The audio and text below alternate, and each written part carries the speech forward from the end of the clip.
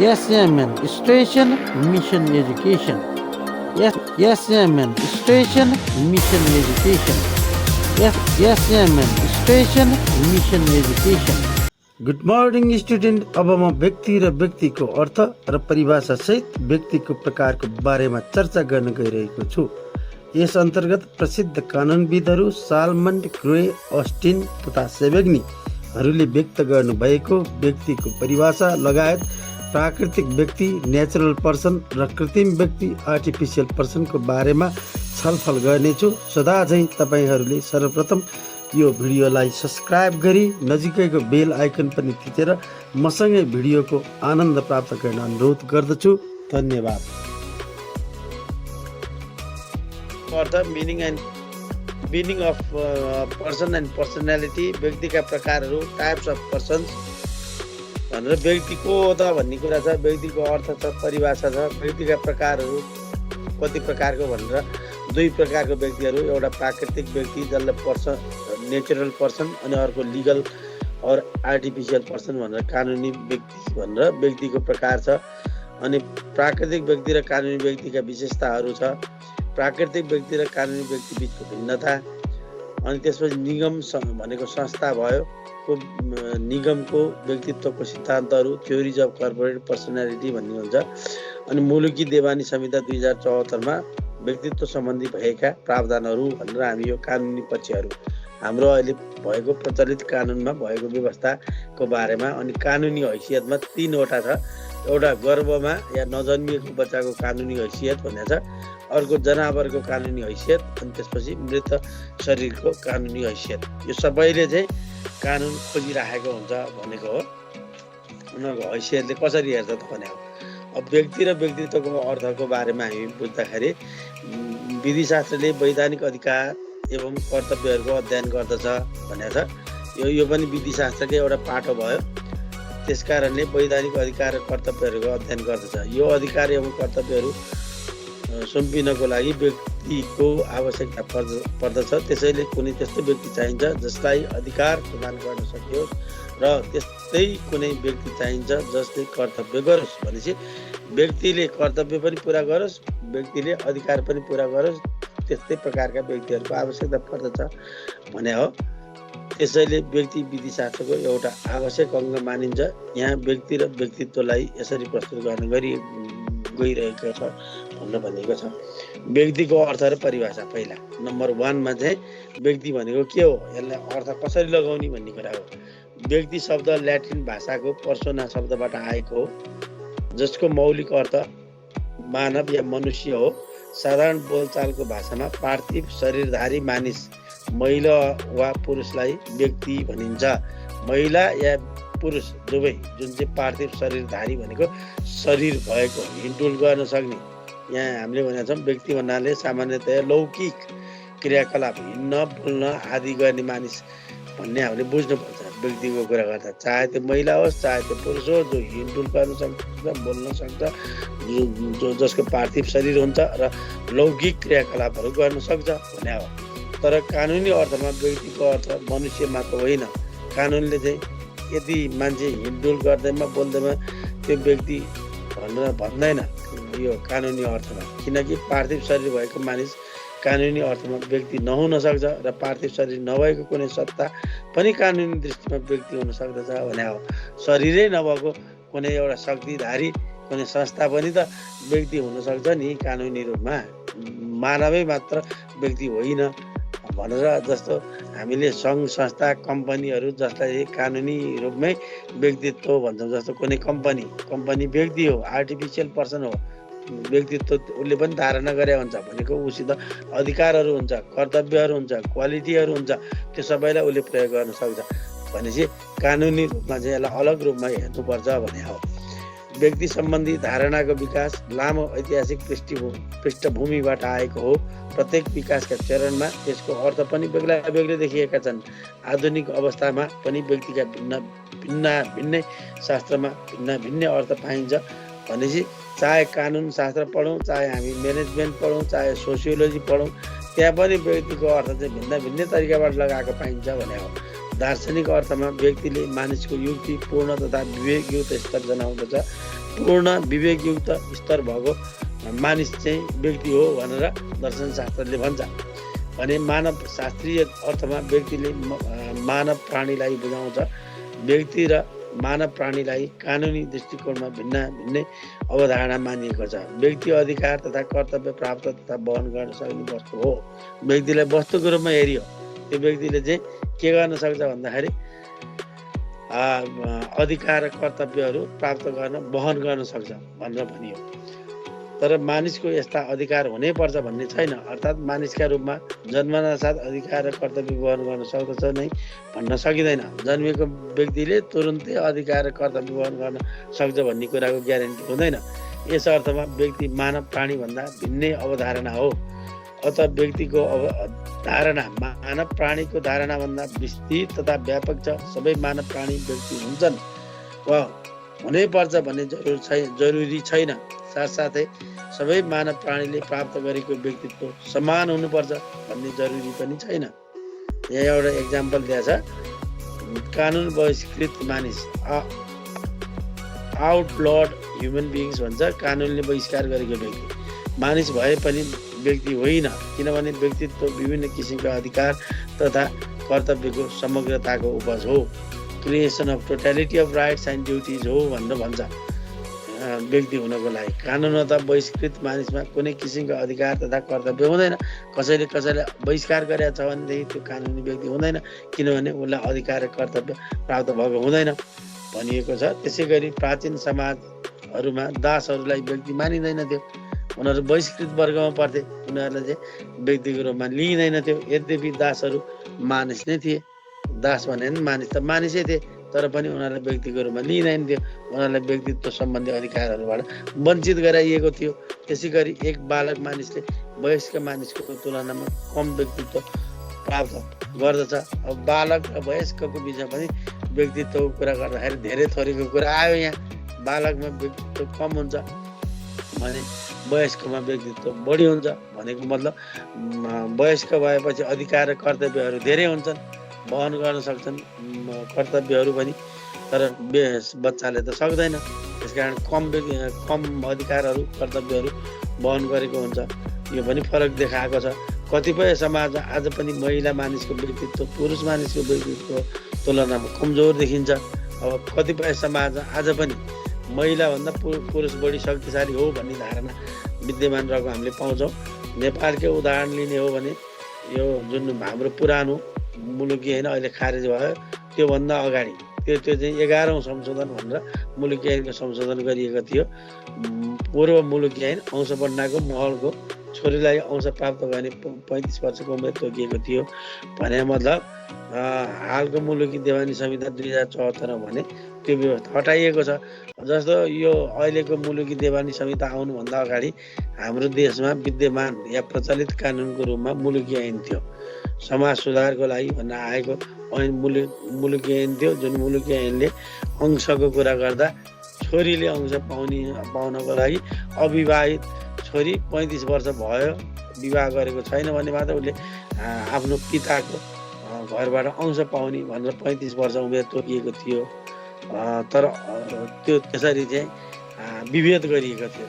तर अहिले चाहिँ मुलुकी देवानी 2074 आयो। यसमा चाहिँ यो व्यवस्था हटाइएको छ। चाहे छोरा होस् चाहे छोरी होस्, जन्मअनुसार अंशमा उसको चाहिँ हक हुन्छ भन्ने कुरा अहिले समानता बनाउन खोजिएको छ हाम्रो यहाँ।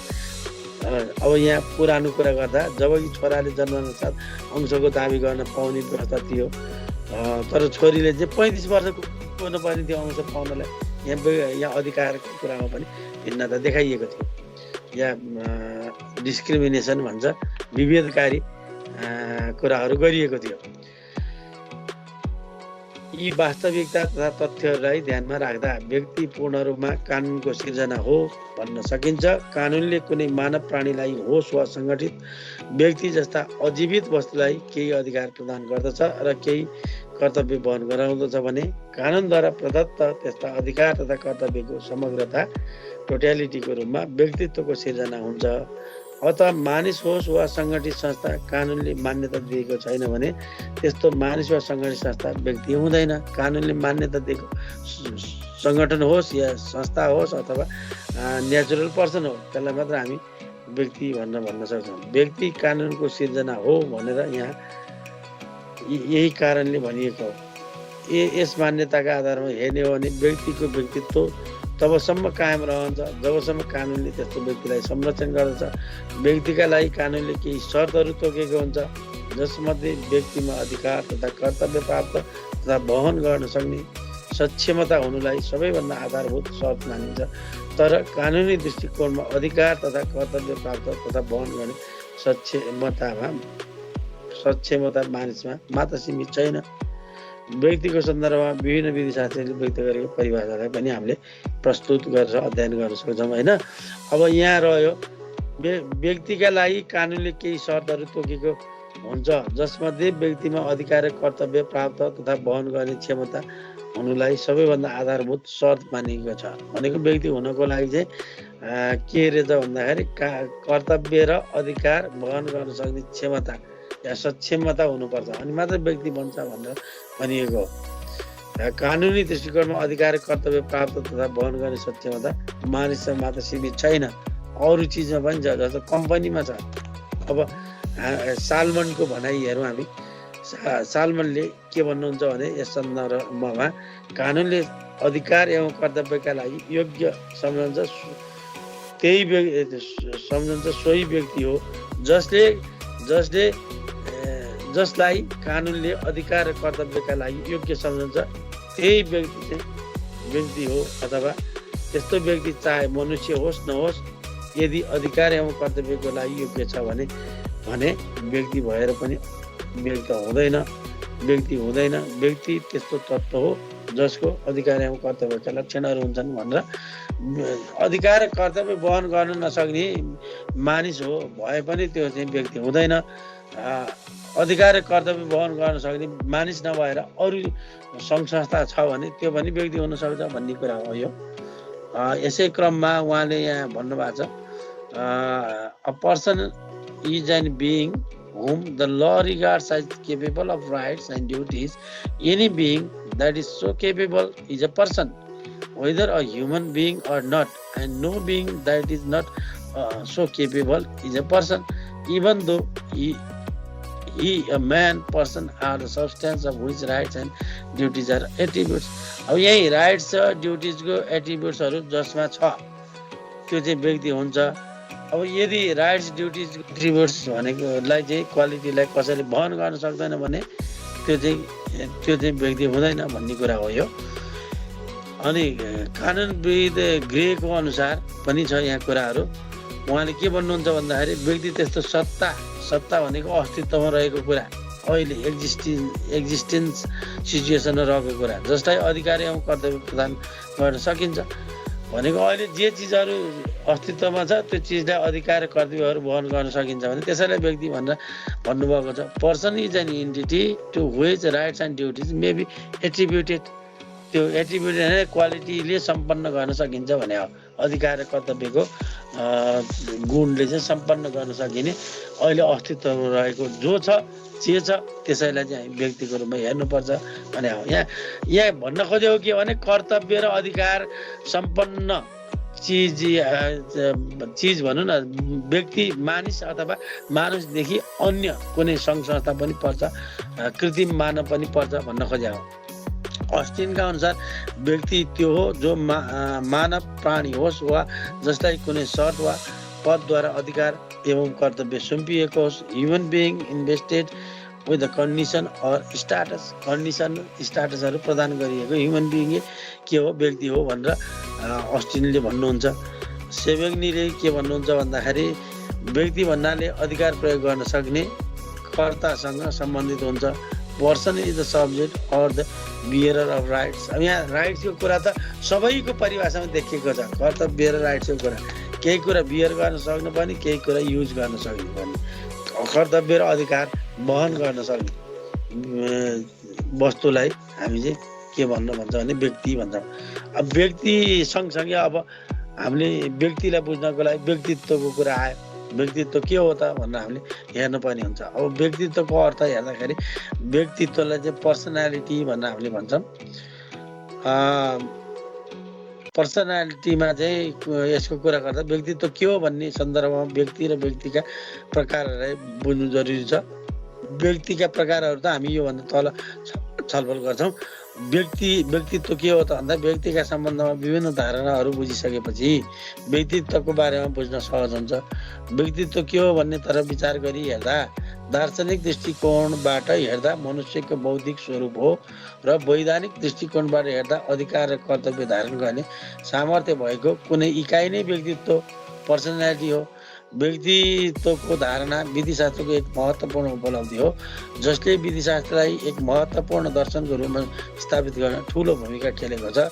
विधिशास्त्रबाट यस धारणालाई हटाइदिने हो भने कानुनको निकै ठूलो अंशलाई गुमाउनु पर्ने वास्तविकता अदृश्य छैन। वास्तवमा भन्ने हो भने व्यक्तित्वको धारणाको अभावमा कम्पनी कानुन तथा बैंकिङ कानुन जस्ता केही महत्त्वपूर्ण कानुनी व्यवस्थाको अस्तित्व नै समाप्त हुन्छ। भनेको अब अहिलेसम्म हामीले कृत्रिम कुरालाई चाहिँ व्यक्तिको रूपमा यदि नलिने हो भने एउटा अंश नै गुमाउनु पर्ने हुन्छ भनेर व्यक्तित्वको धारणाको अभावमा कम्पनी कानुन र बैंकिङ कानुन जस्ता केही महत्त्वपूर्ण कानुनी व्यवस्थाको अस्तित्व नै समाप्त हुन्छ। भनेको कृत्रिम व्यक्तिलाई पनि व्यक्तित्वको रूपमा नलिने हो भने त यो बैंकिङ कानुन आवश्यकै परेन। बैंकलाई हामीले व्यक्ति मान्ने कुरा आउँदैन। फेरि बैंक त फेरि व्यक्ति हो, किनभने उसले अरूलाई आफ्नो नाममा सम्पत्ति किन्न सक्छ अनि अरूलाई मुद्दा मामिला गर्न सक्छ, आफ्नो हक अधिकारहरू प्रचलन गराउन सक्छ, अदालत जान सक्छ। भनेपछि बैंकिङ र कम्पनीको कुराहरू, बैंकको कुरा गर्दा कुनै पनि कम्पनीको कुरा गर्दा उनीहरू पनि त व्यक्ति हो, उनीहरूसित पनि व्यक्तित्व हुन्छ भन्न खोजेको हो। यदि हामीले मान्छेलाई मात्र व्यक्तिको रूपमा हेर्ने हो भने त यो त सबै एउटा अंश नै गुम्यो विधिशास्त्रमा भन्न खोजेको हो। स्वयं मानिसका कतिपय अधिकार यसै धारणाका उपलब्धिका रूपमा हुन्छन् भने मानिसका कतिपय सामाजिक सङ्गठनहरू यस धारणाको अभावमा अस्तित्वमा रहन सक्दैन। मानिसले कतिपय सामाजिक सङ्गठनहरू बनाएको हुन्छ, त्यहाँ चाहिँ कानुनी व्यक्तित्वको नभएको कारणले यिनीहरूको चाहिँ गुमेको छ। यो चाहिँ सधैँ जस्तो भनिन्छ अविच्छिन्न उत्तराधिकारवाला सुशासित सङ्गठित संस्था भन्यो भने त्यो चाहिँ व्यक्तित्व ग्रहण गरेको कुरा भयो। अविच्छिन्न उत्तराधिकारवाला भन्नासाथ लामो समयसम्म चाहे त्यसका सञ्चालकहरू मरुन् या तिनले छोडेर जाउन्, नयाँ आउँछ, नयाँले सम्हाल्दै जान्छ। जस्तो 100 वर्ष 2 वर्ष व्यक्तिभन्दा पनि बढी चाहिँ यी सङ्घ सङ्गठनहरू बाँचेका हुन्छन्। उनीहरूसित त्यस्तो अधिकार हुन्छ बाँच्न सक्ने। कतिपय व्यक्तिहरू त्यो सङ्गठनमा आउँछन्, कतिपय त्यसलाई छोडेर जान्छन्, तर सङ्गठन चाहिँ चलिरहन्छ। त्यस्तो व्यक्तित्व धारण गरेको हुन्छ। हामीले बैंकको कुरा गर्दा पनि या कम्पनीहरूको कुरा गर्दा पनि अब यो कुरालाई पनि व्यक्तित्वबाट त हटाउनु मिलेन, यो व्यक्तिको रूपबाट पनि हटाउनु मिलेन भन्न खोजेको हो। यसै कारणले अब कतिपय मान्छेले आफ्ना सामाजिक सङ्गठनहरू खोल्या हुन्छ, त्यो त व्यक्तित्वको अभावमा तुरुन्तै सिद्धिहाल्छ। एउटा व्यक्तिको जीवनकालमा 4वटा सङ्गठन खोल्न पुगेको हुन्छ। अब कानुनको अभावमा या व्यक्तित्वको अभावमा चाहिँ त्यस्ता सङ्गठनहरू, ती सङ्गठित सङ्गठन होइन, ती असङ्गठित संस्थाहरू, कर्पोरेट होइन, इनकर्पोरेट सङ्गठनहरू चाहिँ मर्दै जान्छ। त्यसको कुनै अस्तित्व रहँदैन भन्न खोजेको हो। अनि त्यसै कारणले विधिशास्त्रमा व्यक्तित्वको धारणालाई व्यवस्था गर्न सकिँदैन भन्ने कुरा हो। व्यक्तिका प्रकारहरू प्राकृतिक व्यक्ति र अर्को हामीले भन्यौँ कृत्रिम व्यक्ति या कानुनी व्यक्ति भनेर 2 प्रकारको व्यक्ति हुन्छ। अब के हो प्राकृतिक व्यक्ति भनेको? हामी जस्तै मानिसहरू भयो। प्राकृतिक व्यक्तिलाई साधारण व्यक्तिका रूपमा परिभाषित गर्न सकिन्छ, जसको अस्तित्व र प्राकृतिक जन्मबाट हुन्छ। अस्तित्वै प्राकृतिक जन्मबाट हुन्छ। हामी जस्तै हामी व्यक्ति भयौँ, यो हामी प्राकृतिक व्यक्ति, हामी जन्मेका हुन्छौँ प्राकृतिक तरिकाबाट। प्राकृतिक व्यक्तिको उत्पत्ति प्राकृतिक रूपमा नै हुने गर्दछ। त्यस्तो व्यक्ति हिँड्न, बोल्न, देख्न, छुन, खान साथै अन्य कुराहरूको अनुभूति गर्न सामर्थ्य राख्दछ। यो व्यक्तिहरूले चाहिँ प्राकृतिक व्यक्तिले कानुनी अधिकारको प्रयोग गरी आफ्नो हक अधिकार सुनिश्चित गर्दछ। आफ्नो हैसियत र क्षमताको प्रयोग गरी कानुनी मान्यता प्राप्त गर्दछ। प्राकृतिक व्यक्तिहरू आफ्नो सामाजिक संस्कार बमोजिम आफ्नो सामाजिक अधिकार तथा दायित्व वहन गर्न सक्षम हुन्छन्। वर्तमानमा हेर्दा सरल भाषामा भन्दा जो जीवित मानवको रूपमा एउटा व्यक्ति नै प्राकृतिक व्यक्ति हो। जुन जीवित व्यक्ति छ त्यसैलाई चाहिँ हामी के मान्छौँ भन्दा प्राकृतिक व्यक्ति या नेचुरल पर्सन हो भनेर हामीले मान्छौँ। प्राकृतिक व्यक्ति त्यो हो जसको जन्म स्वाभाविक ढङ्गबाट वा प्राकृतिक रूपमा नै हुने गर्दछ। त्यस्तो व्यक्तिले या यस्तो व्यक्तिले प्रकृतिमा आफ्नो जन्मिने अधिकार स्थापित गरेको हुन्छ। प्राकृतिक व्यक्तिलाई जो कोहीले पनि प्रत्यक्ष अनुभूत गर्न सक्दछ, व्यक्तिलाई अनुभूति गर्न सक्छ, देख्न सक्छ, सम्झिन सक्छ। प्राकृतिक व्यक्तिको जन्म नपाउने कारण कानुन हुन सक्दैन। प्राकृतिक व्यक्तिको जन्म नपाउने कारण कानुन हुन सक्दैन भन्दा प्राकृतिक व्यक्तिलाई कानुनले जन्माएको होइन। प्राकृतिक व्यक्तिलाई जन्माउनको लागि चाहिँ कानुन चाहिन्छ भन्ने कुरा हुँदैन भने हो। कानुनको उपभोग व्यक्तिले आफ्नो जन्म भए पश्चात आफ्नो हैसियत निर्माण गर्न हक र अधिकारलाई सुनिश्चित गर्न प्रयोग गर्दछन्। भनेको कानुन भन्ने कुरा त व्यक्तिले आफूले प्रयोग गर्ने हो। आफ्नो हक अधिकारको लागि या जन्मिसकेपछि यो निर्माण गर्नको लागि, हक अधिकार निर्माण सुनिश्चित गर्नको लागि प्रयोग गर्ने एउटा साधन हो भन्छ यो जुन प्राकृतिक व्यक्तिको सिद्धान्तले। प्राकृतिक व्यक्तिले आफ्नो मान्यता पाउनको लागि प्रमुख दुईवटा आधारहरू बनाएको हुन्छ, जसलाई व्यक्तिको हैसियत, स्टाटस र क्षमता, क्यापासिटी भन्ने गरिन्छ। प्राकृतिक रूपमा जन्मिएका मानिसहरू सबैले व्यक्तिको हैसियत राख्न सक्दैनन्। प्राकृतिक रूपमा जन्मिएको सबै व्यक्तिले अघि नै हामीले भन्यौँ दासहरू व्यक्ति होइन भन्यो। मानिस त मानिसै थिए, ती पनि प्राकृतिक रूपमा जन्मिएको थिए पुरानो जमानामा। कारण त्यहाँ व्यक्तिको क्षमता र हैसियत सँगसँगै व्यक्तिको दायित्वको प्रश्न पनि आउँदछ। अब व्यक्ति हुनको लागि त व्यक्तिको अधिकारको कुरा, दायित्वको कुरा, हैसियतको कुरा, क्षमताको कुराहरू पनि सँगसँगै आउनु पर्दछ भनिएको हो। प्राकृतिक रूपमा जन्मिएका व्यक्ति भए तापनि जोगी, सन्यासी, फकिर आदिको कानुनी हैसियत रहँदैन। उनीहरू त मागेर खाने हो। जसले दिन्छ उनीहरूले माग्न सकेन भने त उनीहरूले खान पनि पाएन। उनीहरूको अधिकार पनि छैन अरू साधारण जनताको जस्तो भन्न खोजे हो।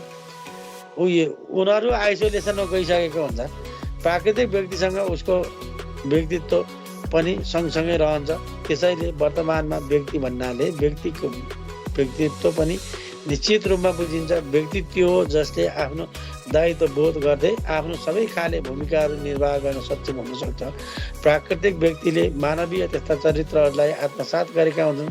यस्ता व्यक्तिहरूले जन्म लिन साथ संवैधानिक, कानुनी वा प्राकृतिक अधिकारहरूको हकदारको रूपमा आफूलाई स्थापित गरेको हुन्छन्। समग्र हिसाबले प्राकृतिक व्यक्तिको मान्यता कानुनी र अन्य सामाजिक, भौगोलिक लगायतका विषयवस्तुहरूसँग निकट रहन्छ।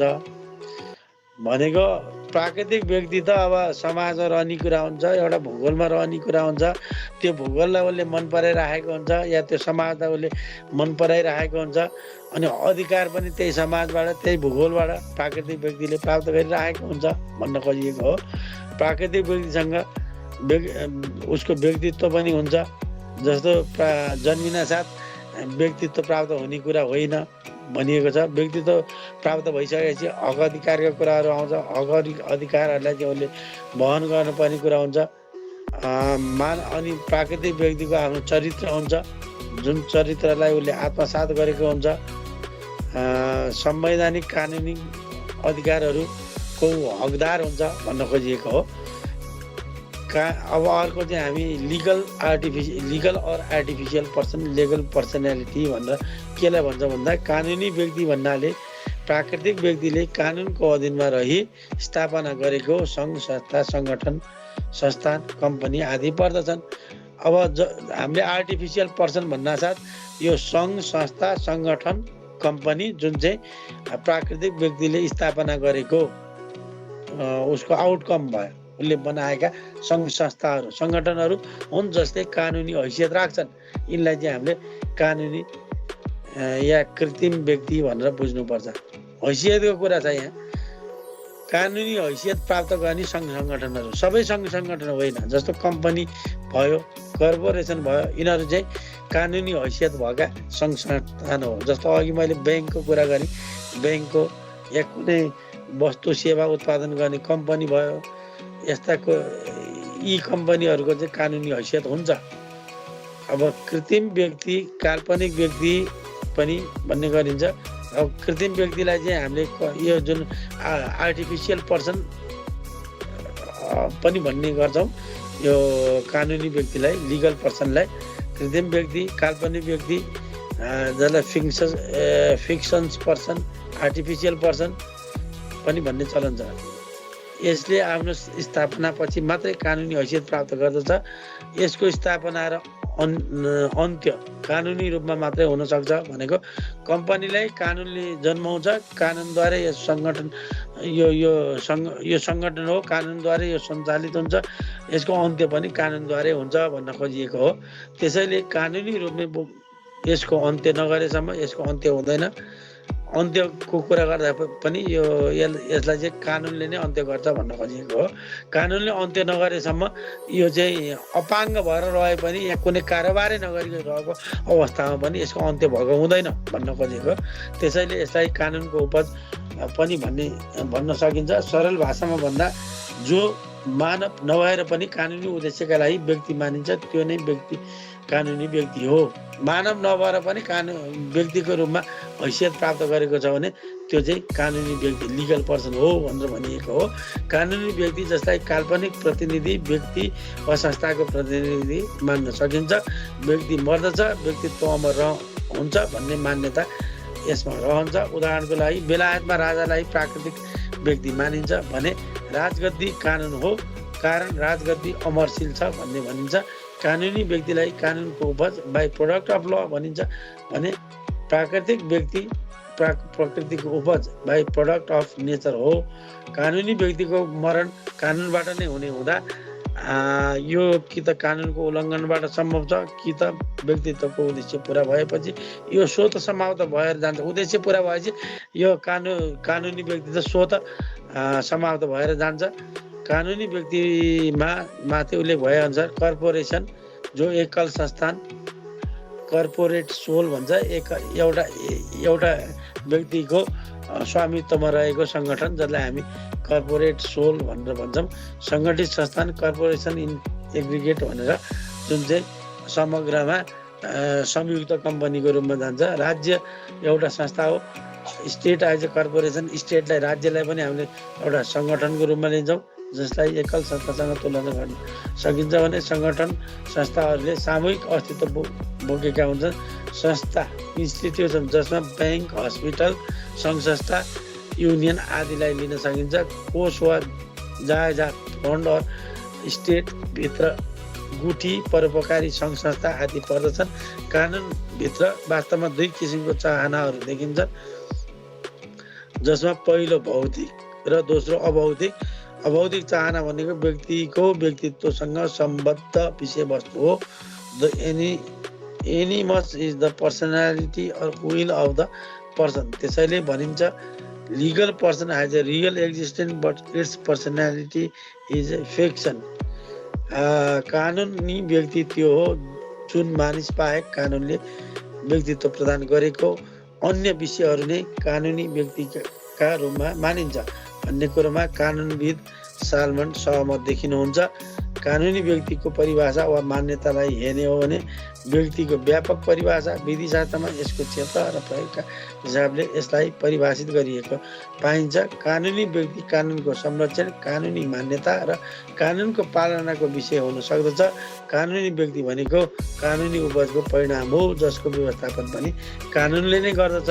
कानुनी व्यक्तिको व्यवस्था कानुनमा व्यक्तिहरूको आवश्यकता र चाहनालाई समय सापेक्ष परिपूर्तिका लागि गरिएको हुन्छ। भनिसकेपछि सबै प्रकारको सङ्घ सङ्गठनहरू प्राकृतिक मानवले क्रिएट गरेको सङ्घ सङ्गठनहरू आफू सञ्चालित हुनको लागि र आफ्नो अन्त्य गर्नको लागि कानुनी व्यक्तित्व हासिल गरेको हुन्छ। कानुनी व्यक्तित्व हासिल गरेको हुन्छ भनेको अब यसलाई पनि विभिन्न रूपमा एउटा व्यक्तिले पनि कुनै एउटा प्राइभेट लिमिटेड कम्पनी खोल्न सक्छ जसलाई चाहिँ हामीले सोल कर्पोरेट भनेर भन्छौँ। त्यसरी संयुक्त कम्पनी, जोइन्ट स्टक कम्पनीहरू हुन्छ, स्टेट ओन कम्पनीहरू हुन्छ, परोपकारी संस्थाहरू हुन्छ, गुठी जस्ता हितका संस्थाहरू भयो। अनि त्यसै गरी गभर्मेन्ट कम्पनीहरू भयो, स्टेट इट्सेल्फ, राज्य आफै एउटा सङ्गठन हो। यी सबै कुराहरू चाहिँ के हो भन्दाखेरि आर्टिफिसियल अथवा कृत्रिम व्यक्ति हुन्। कृत्रिम व्यक्तिले पनि व्यक्ति सरह अधिकारहरू प्राप्त गरेको, प्राकृतिक व्यक्ति सरह अधिकारहरू प्राप्त गरेको हुन्छ।